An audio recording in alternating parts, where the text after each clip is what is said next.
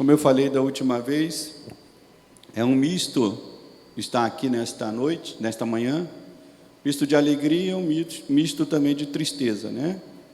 A tristeza, obviamente, é que é pela ausência do nosso bispo, não está aqui conosco nesta manhã, alguém que a gente ama, que conhece há muito tempo.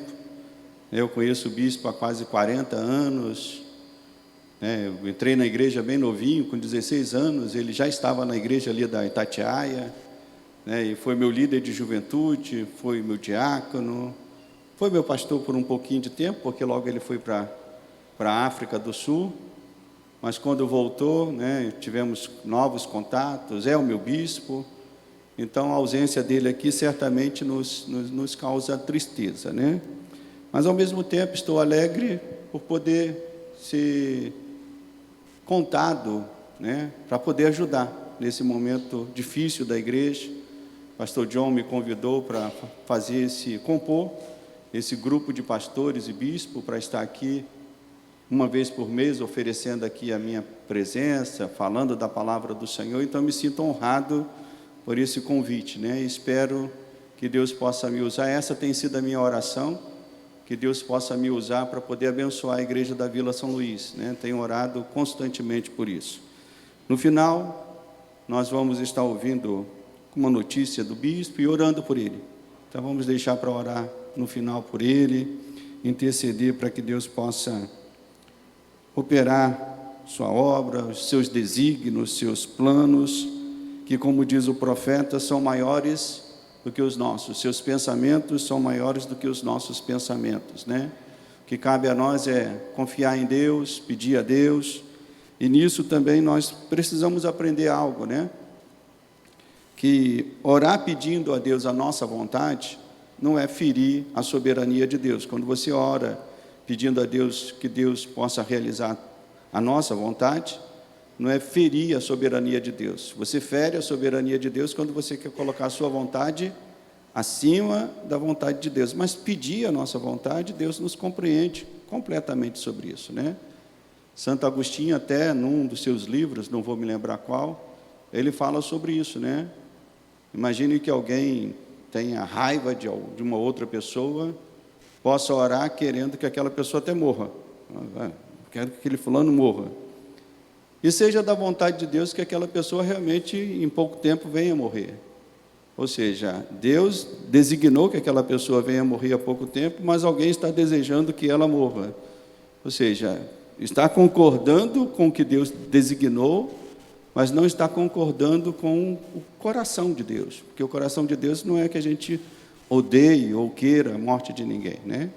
Então, pedir alguma coisa a Deus, que Deus possa designar de forma diferente, isso não é ferir a soberania de Deus. Nós ferimos a soberania de Deus quando nós estamos indo contra os princípios de Deus. Então, pedir que Deus esteja realizando milagre, a restauração, e é isso que nós queremos. E Deus compreende perfeitamente isso. Quem deseja aqui que o nosso bispo esteja aqui em breve conosco? Eu desejo, é o que mais desejo, né? Mas a soberania de Deus tem planos, caminhos que vão além dos nossos. E a gente tem que orar e dizer: Senhor, como disse o diácono Daniel, né? Senhor, queremos isso, mas Tu és soberano, Tu tens os Teus caminhos. No final, vamos estar orando pelo nosso bispo. Hoje eu tenho a missão de continuar o estudo do livro de Tiago. O bispo Jorge esteve aqui na semana passada. Eu vou até depois falar com o pastor John para trocar essa ordem, porque vir logo depois do bispo não é fácil não, né? Poxa vida, né? Tem que deixar o bispo para depois, tem que deixar o bispo por último, que aí ele corrige tudo aquilo que o pastor John, o pastor Edilson possa falar. O pastor bispo vem aqui e conserta tudo, né? Mas eu conheço muito bem também o coração do bispo Jorge, sei o quanto ele é um homem de Deus, né, e tem abençoado, e certamente abençoou aqui a igreja no domingo passado com uma graça de Deus maravilhosa. É um homem que tem uma graça de Deus maravilhosa, né? Uma graça que flui através da vida dele. E eu quero pedir a Deus que Deus continue fluindo essa graça aqui entre nós nesta manhã. Para isso, Convido os irmãos a ficarem de pé comigo e começarmos a leitura na parte que nos cabe falar nesta manhã sobre a sabedoria que vem lá do alto. Tiago, capítulo 3, a partir do verso 13. Tiago 3, a partir do verso 13. Quem já abriu, diga amém. Diz assim a palavra: quem entre vós é sábio e inteligente?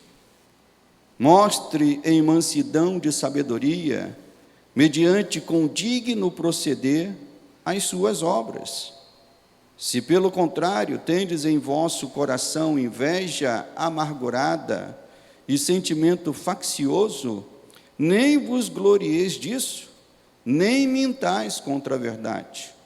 Esta não é a sabedoria que desce lá do alto. Antes, essa sabedoria é terrena, animal e demoníaca. Pois onde há inveja e sentimento faccioso, aí há confusão e toda espécie de coisas ruins.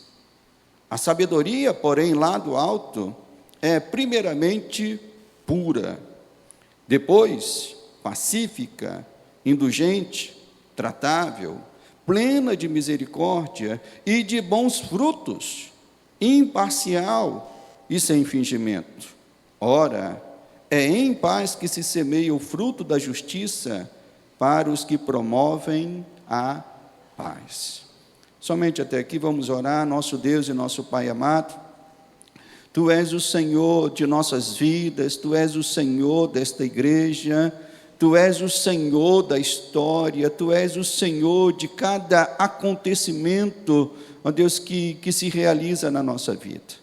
Por isso nós nos achegamos a este momento, Senhor, com tremor e temor no nosso coração, para ouvirmos a Tua palavra, que, como diz o Salmo, Senhor, é luz para os nossos caminhos, é direção para a nossa vida, é sabedoria para vivermos os nossos dias aqui na terra. Pai, por isso, meu Deus, que se calem todas as outras vozes e que somente a Tua voz venha fluir aqui nesta manhã, nos exortando, nos edificando, nos corrigindo, ó Deus, como cantamos nesta manhã, Senhor, renovando os nossos corações, Senhor, e fazendo o nosso coração ser igual ao Teu, Senhor. Nós suplicamos isso, pelo poder do Teu Espírito, fala conosco nesta manhã, em Cristo, amém e amém. Os irmãos podem assentar.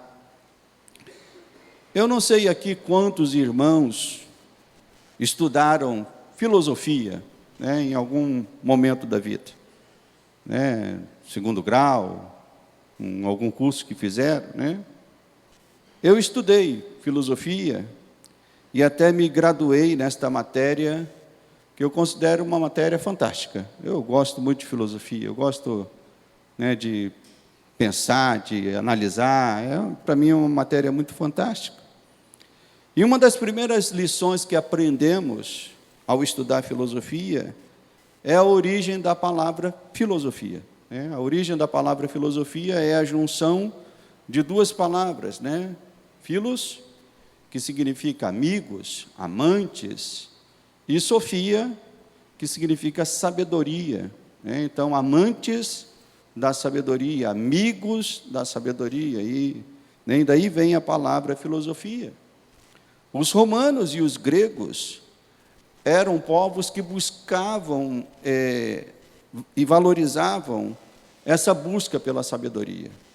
Quando nós estudamos a filosofia, nós vemos que o despertar da filosofia, como é usado o termo técnico, o despertar da filosofia aconteceu no 5º século antes de Cristo, na Grécia, né? E ali surgiram muitos pensamentos, tanto no campo político, como no campo social, como no campo ético, pensamentos esses que estão firmados até os dias de hoje, ainda que de maneira corrompida, ainda que de maneira transformada, mas lá surgiu esse despertar da filosofia, essa busca da sabedoria. E quando nós estudamos a história da filosofia, nós somos apresentados a um personagem chamado Sócrates. né? Um homem que foi sábio, que é tido como o pai da filosofia. Sócrates mesmo não se julgava sábio, né? Ele tinha um princípio de não se considerar um sábio. Geralmente, né, quando você lê lá os escritos platônicos que falam a respeito de Sócrates, né, os dilemas que são tratados ali começam com alguém chegando perto de Sócrates e fazendo uma pergunta para ele, dizendo: Sócrates, o que isso significa? E geralmente Sócrates não dava uma resposta inicial. Ele respondia com uma pergunta. Ele respondia dizendo: o que você pensa sobre isso? Aí a pessoa começava a falar, e aí ele começava a quebrar os pensamentos daquela pessoa, né, e até fazer ela pensar de uma forma diferente, ou de uma forma mais coerente, de uma forma mais correta. E ali começava-se um diálogo para descobrir a verdade sobre aquilo que eles estavam investigando. Isso acontecia nesses diálogos platônicos. No entanto, meus irmãos, a Bíblia não fica para trás a respeito desse tema, pois a Bíblia é um livro que nos estimula também a sabedoria. Nela encontramos mais de 200 referências diretas a este tema. Se você já leu a Bíblia toda, você vai ouvir esse termo sabedoria em Provérbios, vai ouvir esse termo sabedoria nos profetas. No próprio Salmo que o diácono Zé Devaldo leu, né, tem lá uma referência: o temor do Senhor. O que diz a palavra? O temor do Senhor é o princípio da sabedoria. Então a Bíblia não fica para trás. Nela encontramos mais de 200 referências diretas a este tema.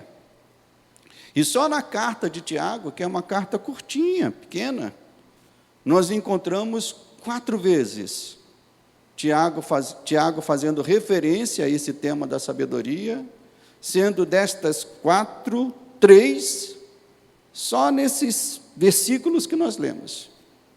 Então Tiago ele trata aqui da sabedoria de uma forma concentrada nesse texto que lemos.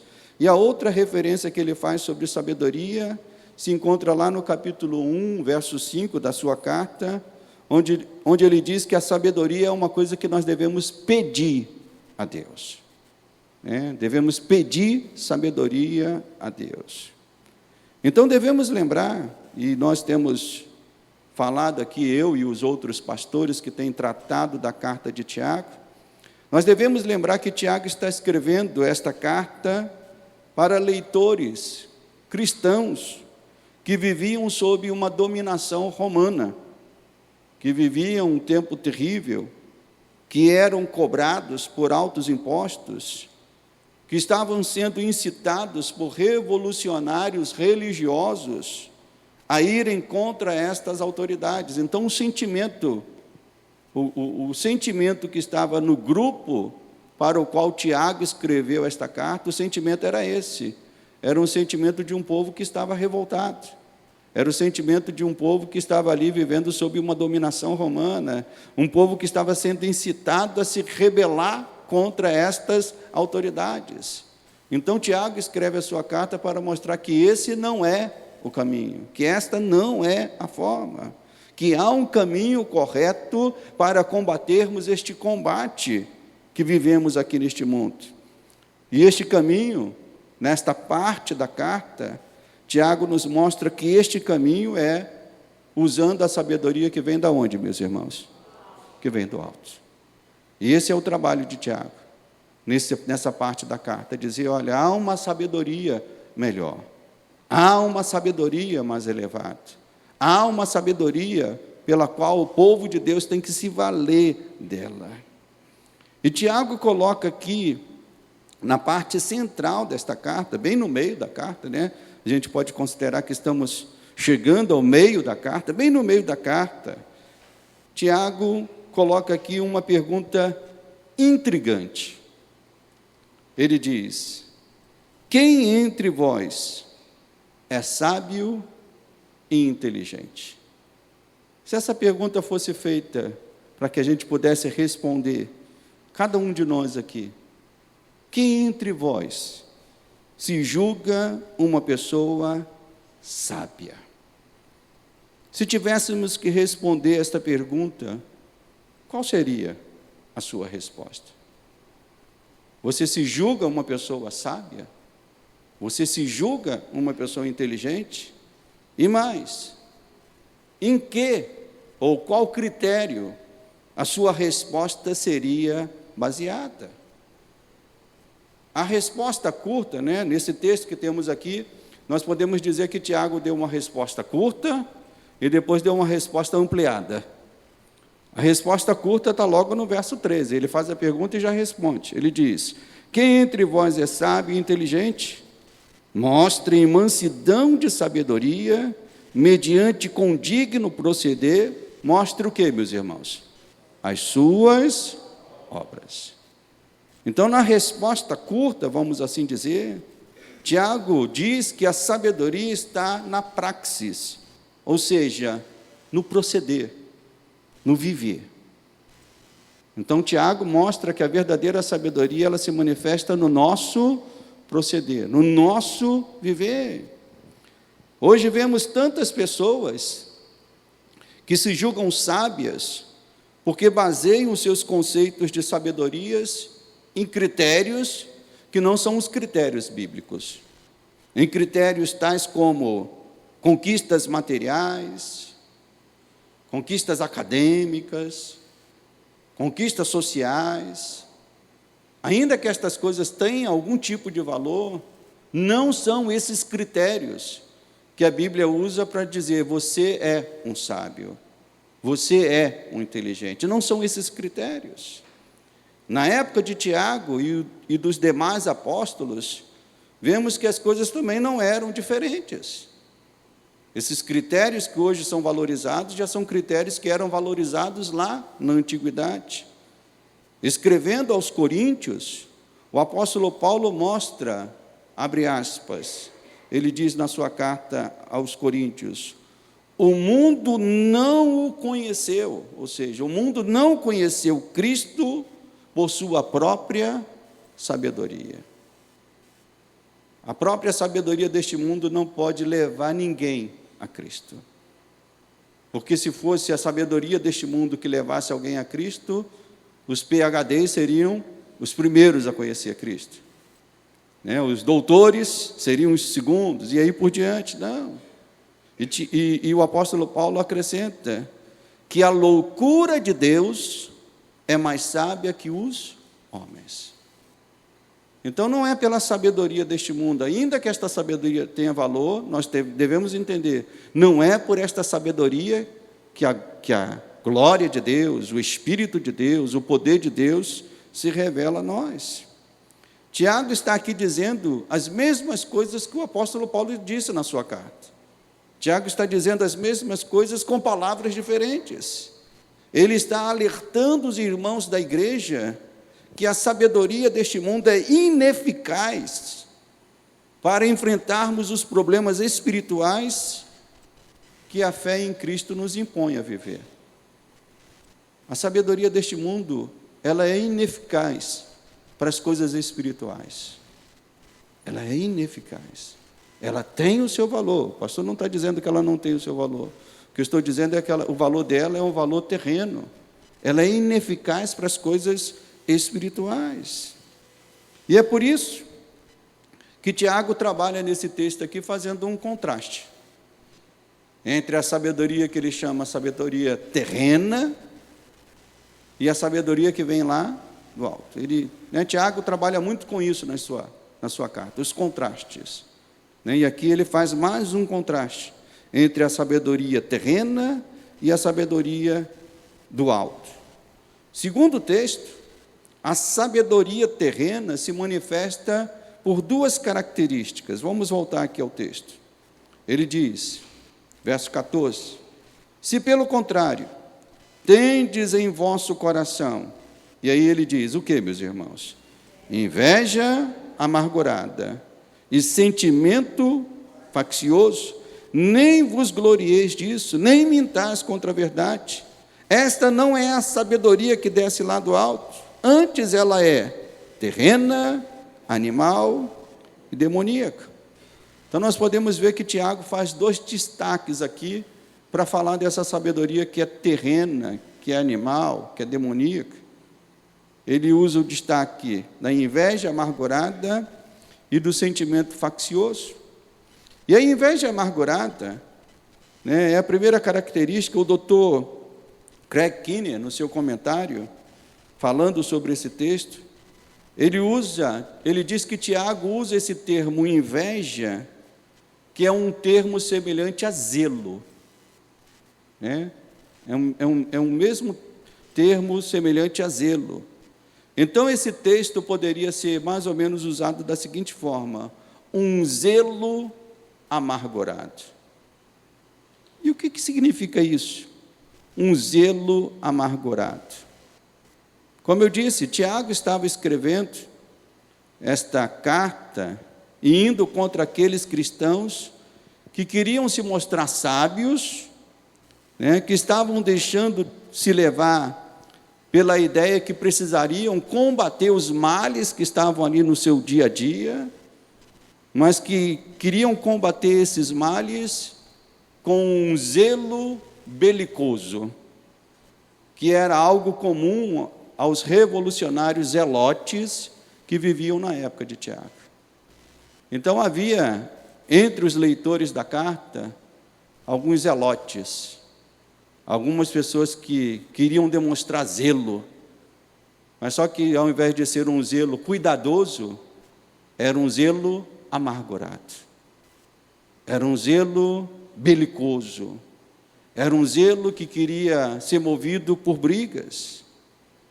E eu digo aos irmãos que as igrejas estão cheias de pessoas zelosas, prontas para apontar o erro de todos, menos os seus próprios.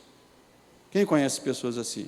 São zelosas para apontar o problema do outro, são zelosas para mostrar os defeitos das igrejas, né? E, às vezes eu converso com alguém que eu acho muito estranho isso. Vou falar uma coisa particular minha, mas acho muito estranho isso. Às vezes pessoas que atravessaram 10 igrejas ao longo da sua história, eu falo, não, eu saí dessa igreja porque tinha esse problema, eu saí dessa outra porque tinha isso outro, saí dessa outra porque tinha isso outro. Eu fico pensando assim, meu Deus, será que esse irmão está querendo uma igreja perfeita? Não tem igreja perfeita. Mas muitos, nessa ânsia de ter um zelo belicoso, se revoltam contra tudo que está à sua volta, e era mais ou menos esse sentimento que havia entre os leitores da carta de Tiago. E quando esta inveja amargurada não é resolvida, meus irmãos, isso é algo muito perigoso dentro da igreja. Aí surge o segundo sentimento que Tiago fala, que se há uma inveja amargurada, essa inveja amargurada vai trazer junto com ela o quê, meus irmãos? Qual é o segundo sentimento? Sentimento faccioso, um sentimento de divisão, que é aquele espírito desagregador, um espírito de divisão, que fere, e como diz a palavra, faz o espírito se apagar no meio da grei amada. Se há uma das coisas que Deus mais se entristece em ver na sua igreja, é o espírito faccioso, é o espírito desagregador. Em Corinto, haviam aqueles, e nós conhecemos bem a carta, haviam aqueles que diziam, eu sou de Paulo, eu sou de Apolo. Outros talvez diziam, eu sou de Cristo, mas diziam isso de uma forma, como às vezes a gente vê pessoas dizendo, eu não obedeço a homens, eu obedeço a Deus.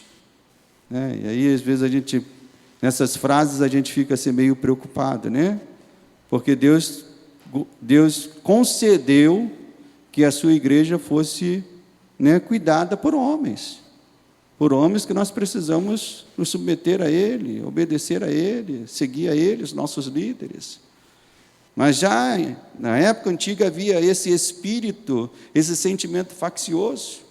E ainda hoje, irmãos, esse espírito de divisão, infelizmente, ele adentra as igrejas, dominando membros, dominando pastores e dominando até bispos, né? Trazendo divisões ao povo de Deus. Em 40 anos de caminhada como cristão, 24 anos como pastor, uma das coisas que mais me entristece é quando eu vejo a igreja se dividindo, denominações rachando, líderes se levantando e dizendo: não quero mais andar com fulano. Isso acontece muito. E nós precisamos ter cuidado, para que este espírito não nos domine e nos façam tomar atitudes que, como diz a Bíblia, ferem o corpo de Cristo. Quando estas coisas acontecem, alguém pode falar: isso é na esfera humana. Não é só na esfera humana não, meu irmão. Isso é algo espiritual. E a Bíblia diz que fere o corpo de Cristo, a igreja do Senhor. Isso cria machucados, isso cria feridas. E feridas que muitas vezes não se curam completamente. Quantas amizades são destruídas, quantos laços tão preciosos ficam impedidos, bloqueados de serem manifestados por conta de divisões que acontecem no meio da igreja. De irmãos que saem, de pastores que se dividem. Eu creio que essa igreja aqui já passou por isso, como a nossa igreja lá no lote 15 também já passou por isso algumas vezes, e algo sempre muito dolorido. Então Tiago nos mostra que estas ações não têm nada a ver com a sabedoria de Deus, são marcas da sabedoria que ele chama carnal, demoníaca e terrena, que infelizmente, desde a época de Tiago, já se manifestava na vida de alguns cristãos. E o resultado final disso é que, se esse espírito ele adentra e toma o coração de alguém, qual é o resultado disso? Tiago nos mostra aqui, verso 16: pois onde há inveja e sentimento faccioso, qual é o resultado, irmãos? Aí vai haver o quê? Confusão e toda espécie de coisas ruins. Esse é o resultado final. E de fato, nós vivemos numa era onde as informações chegam até nós de maneira multiplicadas, de maneira fácil, né? Você hoje nem busca a informação, é a informação que te busca. A informação diz aqui: estou aqui, quer me ver, quer abrir, estou aqui, né? Então as informações se tornaram muitas. E de fato, nós temos visto isso acontecer, por exemplo, quando tomamos conhecimento de um pastor que sai de uma denominação e expõe a antiga igreja na internet. Hoje tudo tem que ir para a internet. Se o casal se separa, vai para a internet. Se o pastor se divide, vai para a internet. Se alguém está comendo um bolo, vai para a internet. Se alguém está tomando um café, vai para a internet. Então tudo vai para a internet.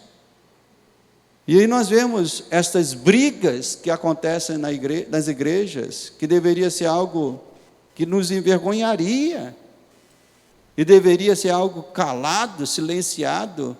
Nós vemos pastores se levantando e expondo isso na internet. Eu vi, nem cheguei a abrir, mas só pelo que eu vi na manchete eu já entendi qual era a situação.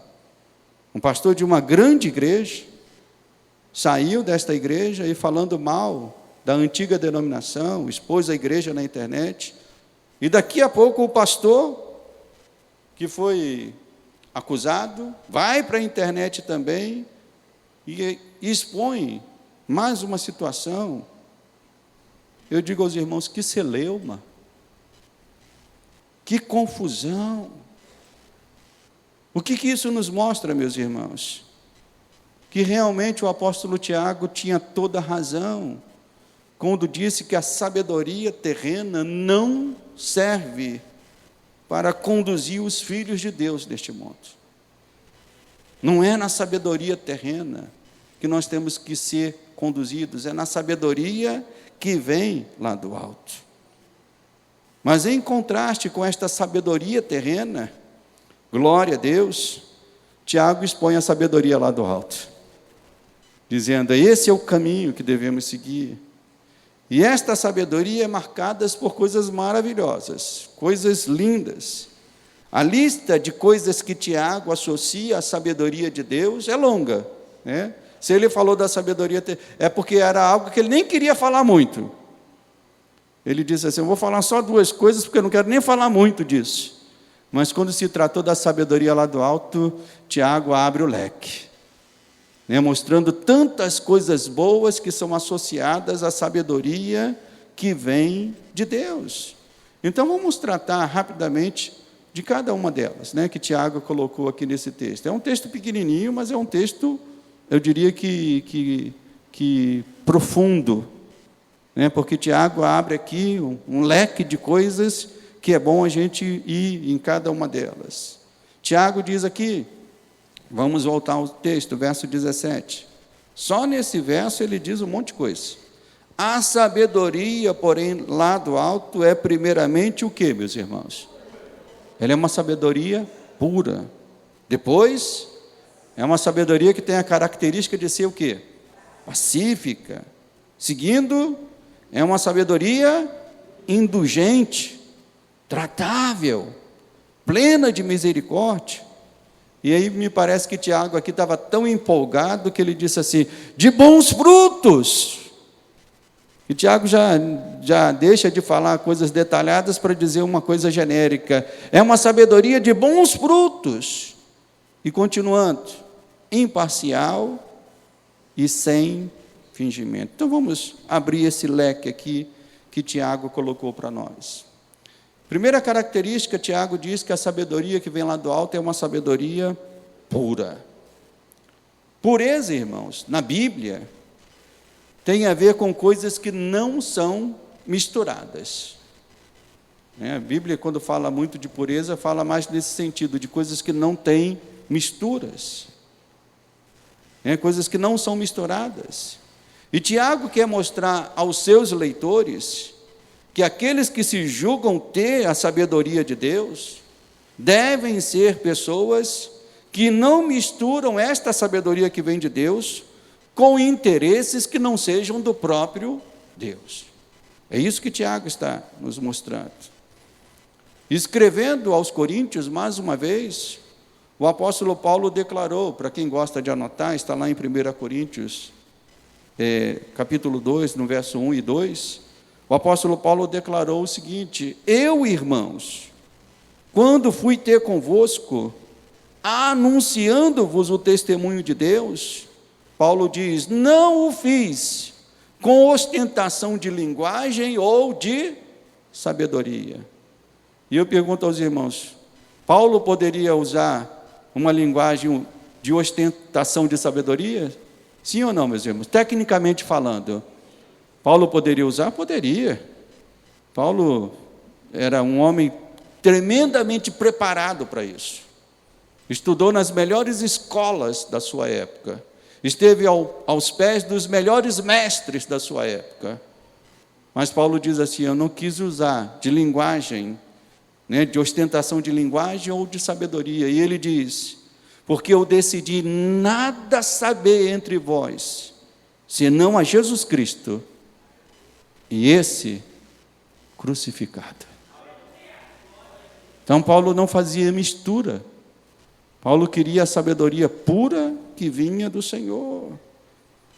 E é muito perigoso, irmãos, quando um cristão sabe muito de muitas coisas, mas não sabe nada do Cristo crucificado. não tem intimidade com Ele, não ouve a sua voz, não o busca. Isso é algo muito perigoso. Quando vemos pessoas, e a igreja não é proibida de ter pessoas capacitadas. Deus deseja isso. Mas o que Deus deseja é que nós não usemos dessa capacitação humana para entender que a obra de Deus será conduzida ou será levada por essa capacitação humana. Não, é a sabedoria que vem lá do alto. E essa sabedoria deve ser sem mistura. Então é muito perigoso quando um cristão sabe muito de muitas coisas, mas não sabe nada do Cristo crucificado. Não dobra o seu joelho, não busca, não medita na sua palavra. Porque é nesta busca pelo Cristo crucificado, meus irmãos, que nós adquirimos essa sabedoria que vem lá do alto. Porque essa sabedoria pura, ela é pura ela é isenta, vamos assim dizer, ela não é misturada com o egoísmo. A sabedoria pura que vem lá do alto, ela é isenta de vanglória. A sabedoria pura, ela é isenta de expectativas demasiadas que nós mesmos criamos para nós. Porque quando nós temos a sabedoria que vem de Deus, nós entendemos que, como nós cantamos, né? Porque dele, por ele, para ele, são todas as coisas. Nós temos expectativas, mas não colocamos expectativas demasiadas sobre nós mesmos. Nós sabemos que se fizermos isso, a casa vai quebrar. Se fizermos isso, o coração não vai aguentar. É por isso que é tudo para Ele, a glória para Ele, a dependência dEle, é uma sabedoria que confia no Senhor. Nós podemos dizer que essa sabedoria pura é aquela que diz: sem Ele eu nada posso fazer. Você pode dizer isso comigo? Sem Ele eu nada posso fazer. Mas só adquire esse conhecimento, ou só vive pautado nisso, quem é tomado ou quem é envolvido por essa sabedoria que vem da onde, meus irmãos? Do alto. Porque a sabedoria terrena diz o contrário. É você que tem que resolver. É você que tem que ir lá falar. É você que tem que fazer as coisas acontecer. A sabedoria que vem lá do alto diz: confia nele, espera nele, dependa dele. Então, por isso que Tiago destaca logo isso, que a sabedoria que vem do alto é pura. Ela não pode ser misturada com outras coisas, com outros interesses, com outros alvos. Depois Tiago diz que essa sabedoria também é pacífica. Tiago nos mostra que a sabedoria que vem de Deus tem a marca de ser pacífica, a marca de promover a paz.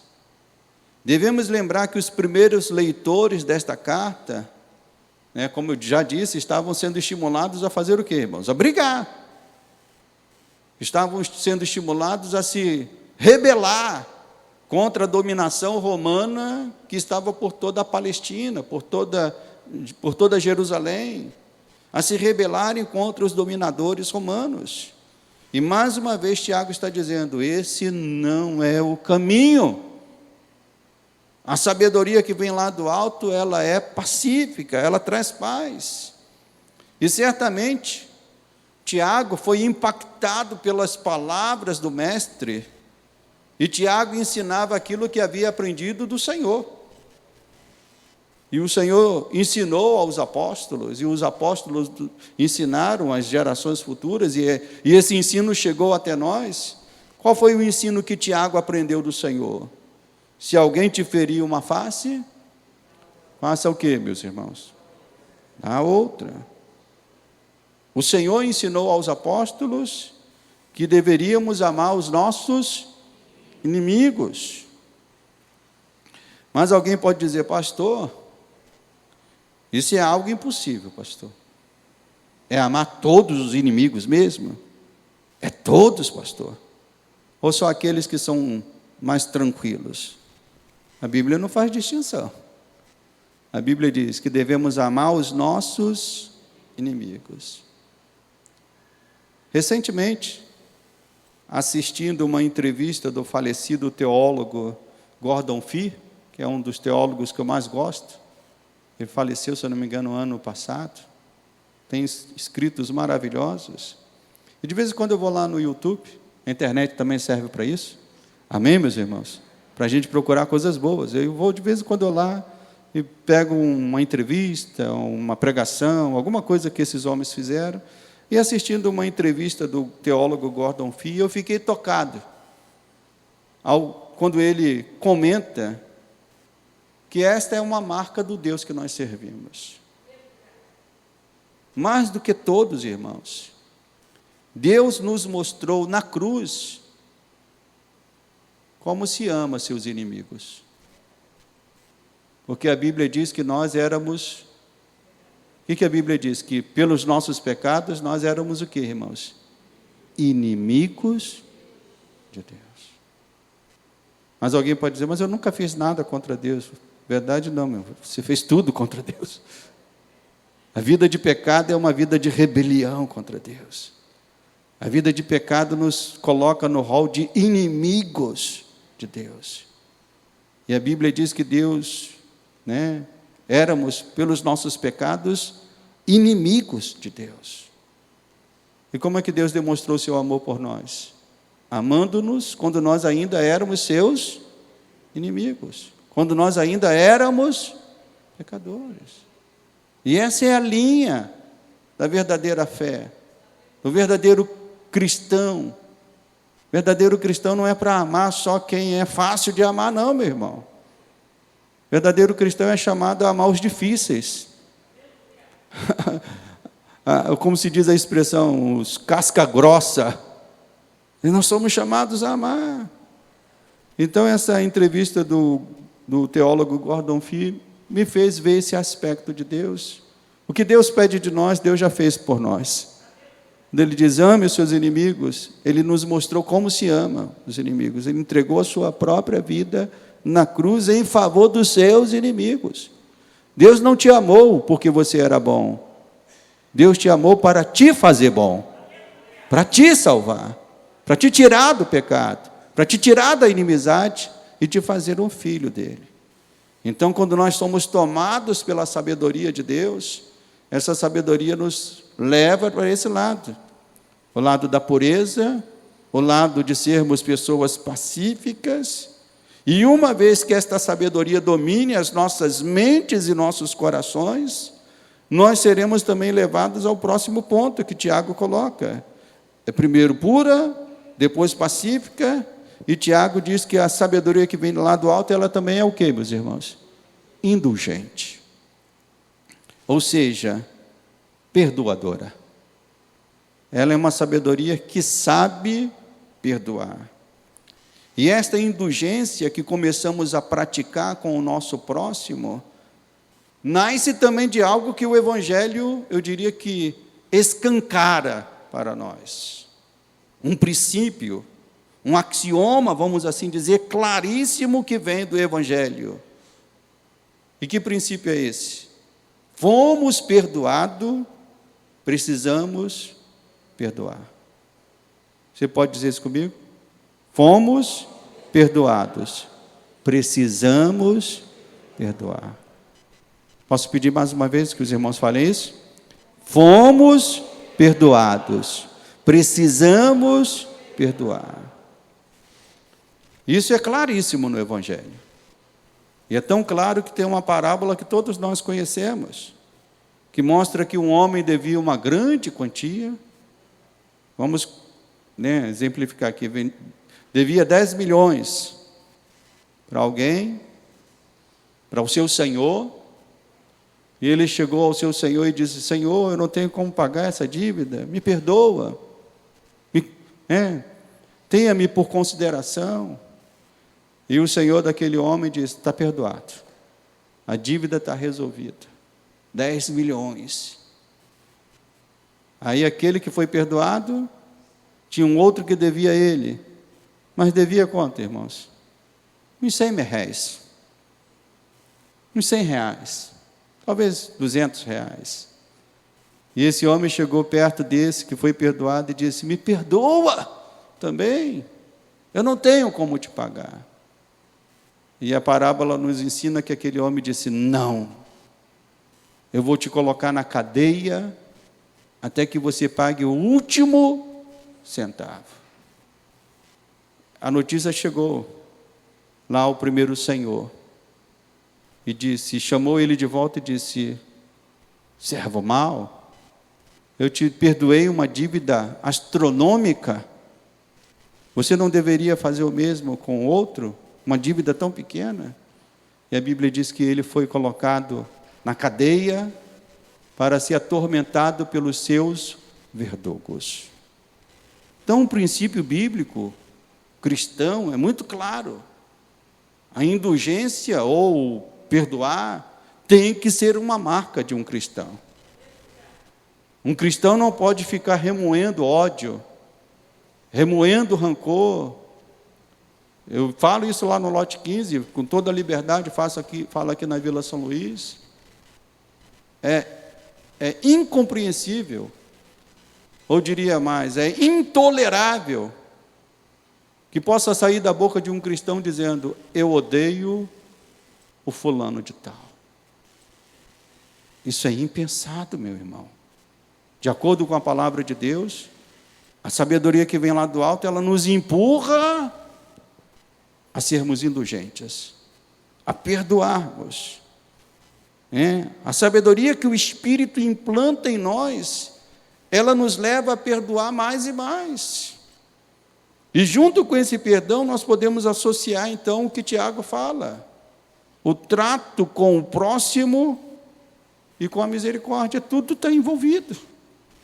Essa sabedoria nos faz ser perdoadores, essa sabedoria nos faz, como diz aqui o texto, ser tratável com as pessoas, termos mais compreensão, entendermos que eles são movidos pelos pecados, são movidos pela ignorância de viver uma vida sem Cristo.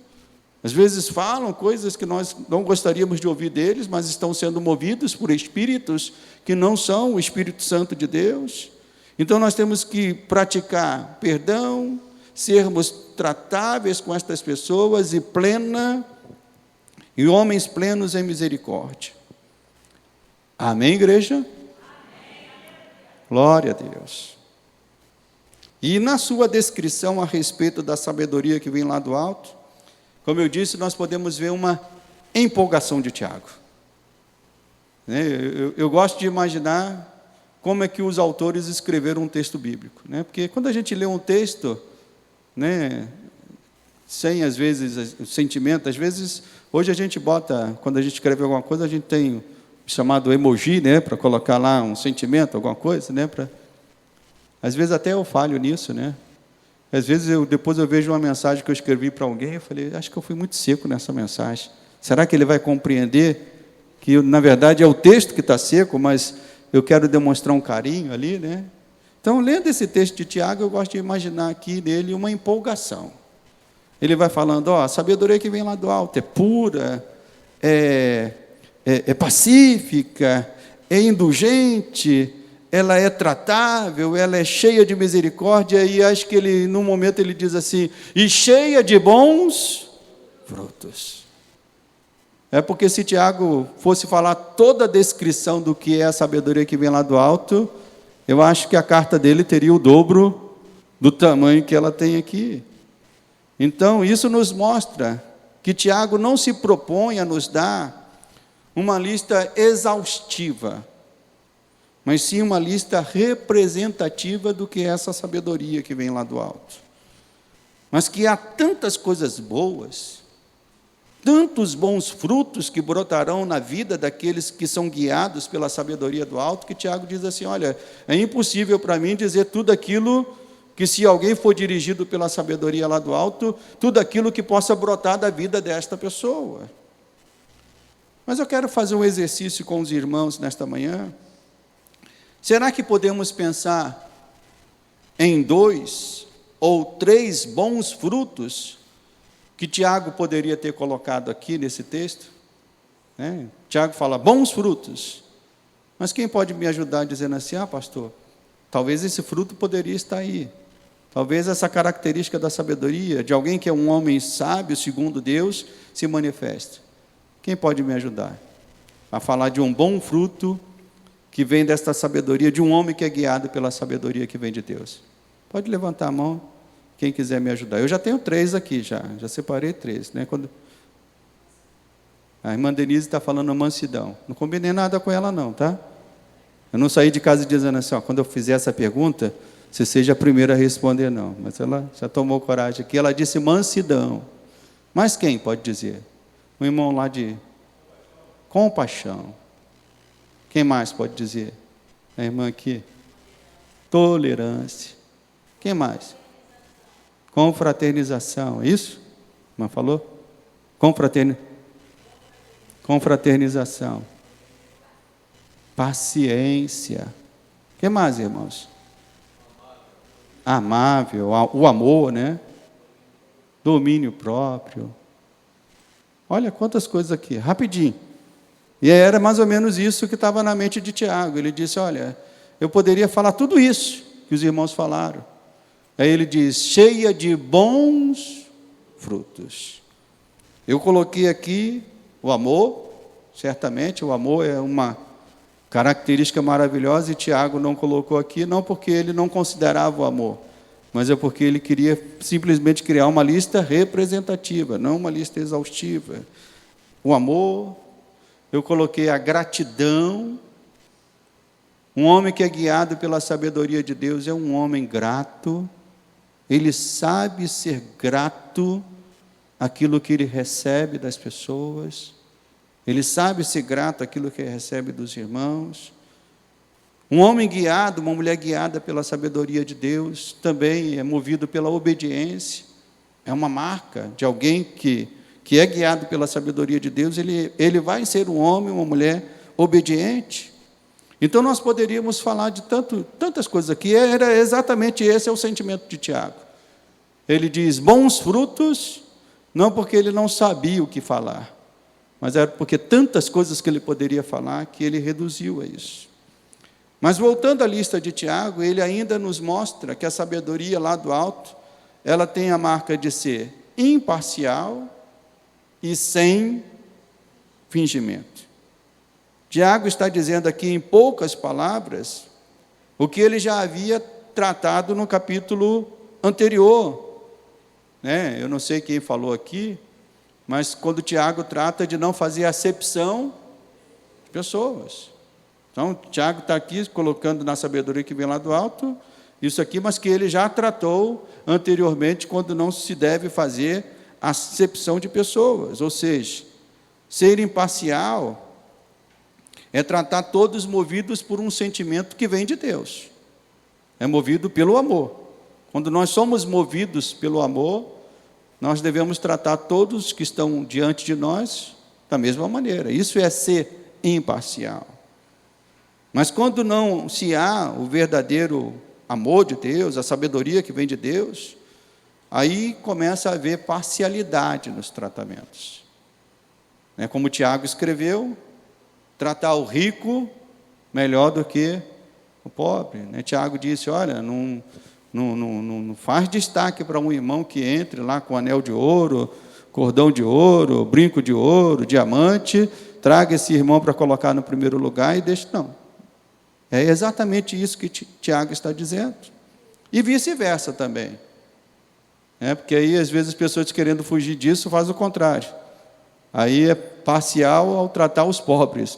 Aí não, ser imparcial é tratar todos movidos por um só sentimento, movidos pelo amor de Deus. Não devemos agir com fingimentos, buscando resultados calculados. E todos nós sabemos quão grande tentação é isso, de sermos movidos por fingimentos, seja na esfera da igreja, seja na esfera profissional, de fingirmos quem não somos, para termos resultados melhores para nós. Então eu creio, irmãos, que depois desta exposição que Tiago faz, e que nós estamos trabalhando aqui nesta manhã, nós estamos aptos a responder a pergunta que ele fez lá no início, nessa parte do texto que nós lemos. Qual foi a pergunta que ele fez? Verso 13. Quem entre vós é sábio e inteligente? Eu confesso aos irmãos que mesmo depois de 40 anos de caminhada na fé cristã, quase 40 anos, eu não posso dizer que sou sábio e inteligente. Segundo esses critérios que Tiago colocou aqui, eu confesso aos irmãos, eu não sou sábio e inteligente. Estou buscando em Deus esta graça, dia a dia. A minha oração diária é essa: Senhor, eu quero ser movido por essa sabedoria que vem lá do alto. Eu quero ser movido pelo Teu Espírito. E a sabedoria que vem lá do alto não é dada a nós por meio de um diploma ou por meio de um curso que esteja aí no mercado. Você pode chegar em casa, botar lá no Google a seguinte pergunta: onde encontro um curso da sabedoria que vem lá do alto? Será que o Google vai saber responder essa pergunta? Ele vai dizer, não entendi. Ele vai dizer, não entendi, not available, não entendi a sua pergunta, não entendi. Na verdade, esta sabedoria que vem lá do alto, ela nos é dada por meio de um relacionamento. Não é por meio de um curso, é por meio de um relacionamento, sim. Uma viva e intensa comunhão que conservamos com aquele que o apóstolo Paulo, um apaixonado por Jesus, chamou Jesus de a sabedoria que vem de Deus. Vamos ver agora, 1 Coríntios, capítulo 1, verso 22. Olha o que o apóstolo Paulo diz aqui de Jesus. Capítulo 1, verso 22 a 24.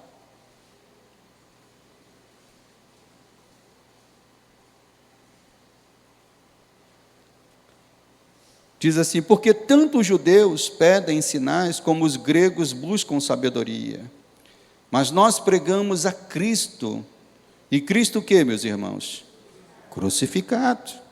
Escândalo para os judeus, loucura para os gentios, mas para os que foram chamados, tanto judeus como gregos, nós pregamos a Cristo. E Ele é o quê? Ele é o poder de Deus, Ele é a sabedoria que vem de Deus. É isso que Paulo está dizendo. A sabedoria que vem de Deus é Cristo. E quanto mais você se envolve com Cristo, mais a sabedoria de Deus vai se manifestar, vai entrar, vai te guiar, vai te envolver. Alguns séculos antes do apóstolo Paulo e do apóstolo Tiago, alguns séculos antes, um homem chamado Agur escreveu as seguintes palavras em forma de poesia, que estão registradas lá em Provérbios capítulo 30, depois você pode ver. Agur, ele disse o seguinte: fatiguei-me, ó Deus, fatiguei-me, ó Deus, e estou exausto, porque sou demasiadamente estúpido para ser homem, não tenho a inteligência de homem. E ele diz: não aprendi a sabedoria e nem tenho o conhecimento de Deus. Esse texto é um lamento de um homem que diz assim: eu sou um estúpido. Não é porque ele não tinha sabedoria terrena, mas ele diz: eu não obtive a sabedoria que vem lá do alto. Eu não tenho o conhecimento que vem de Deus. Isso alguns séculos antes de Paulo e Tiago. Mas alguns séculos depois de Paulo e Tiago, um homem buscou a sabedoria em diversos lugares e de diversas formas, sem encontrar essa sabedoria em lugar nenhum. Foi um homem que investiu o seu dinheiro, foi um homem que investiu o seu empenho em querer ser um homem sábio. O nome deste homem, Aurélio Agostinho. Até que um dia, este homem se entregou a Jesus e passou a ter um relacionamento com Jesus. Ou seja, com aquele que o apóstolo Paulo chamou ele de quê? A sabedoria de Deus.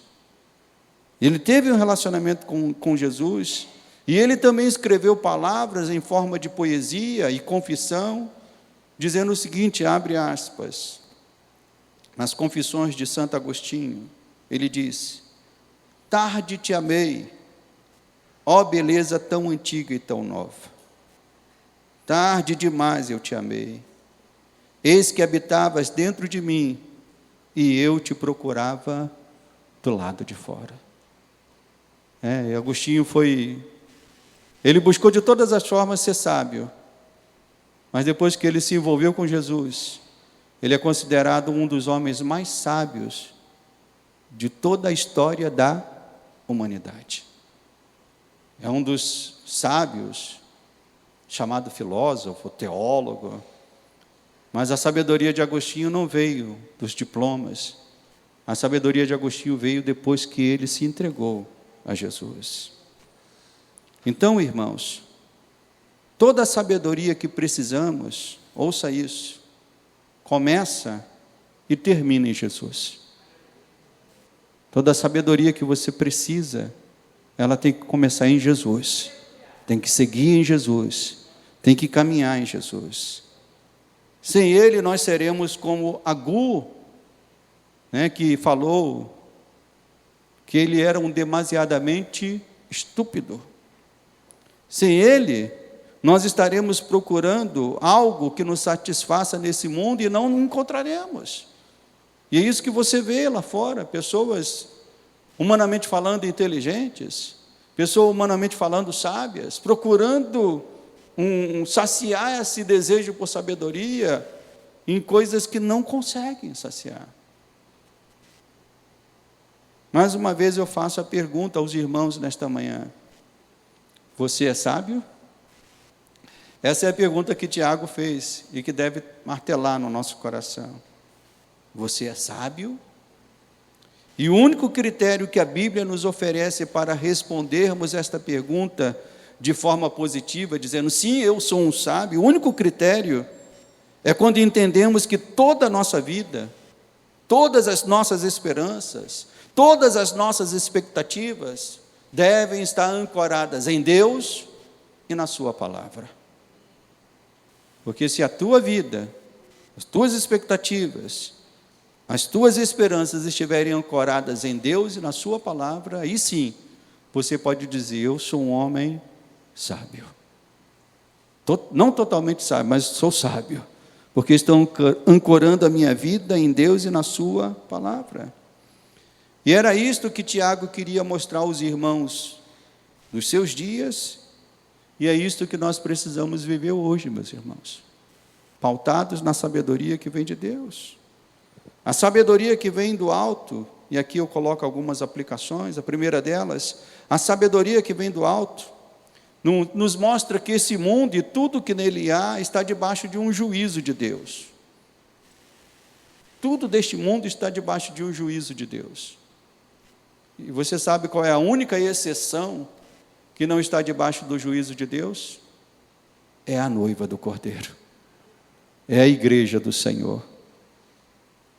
Quando Deus olha para este mundo, só há uma coisa que satisfaz Deus neste mundo. É a noiva do Cordeiro. É a igreja do Senhor. E a Bíblia diz que nós somos sal, e luz deste mundo. Então, os nossos esforços maiores, meus irmãos, não devem ser fazer deste mundo um mundo melhor. O cristão não tem que entrar nessa.